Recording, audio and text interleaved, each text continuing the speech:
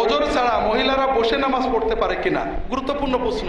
আমরা আজকে মহিলাদের ওয়াজ করতে পারলাম না, তাদের অনেক কিছু জানার, আপনারা জানেন না। মহিলারা ইবাদত করতে চায়, সুযোগ পান না প্রশ্ন করার। তারপরও সংক্ষেপ হলো, নামাজ ফরজ, নামাজ দাঁড়িয়ে পড়া ফরজ।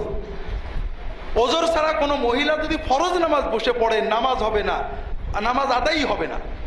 সুন্নত নফল নামাজ বসে পড়লে অর্ধেক সওয়াব হবে। কাজেই মহিলারা অবশ্যই ফরজ নামাজ দাঁড়িয়ে পড়বেন।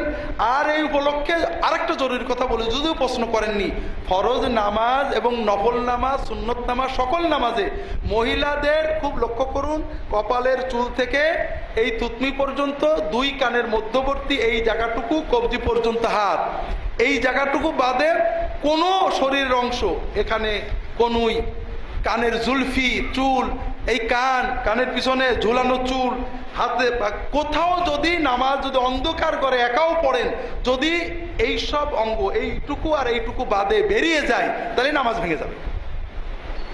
কাজেই শাড়ি পরে যে মহিলারা নামাজ পড়েন, খুব সাবধান থাকবেন, শাড়ি পরে নামাজ হয় না।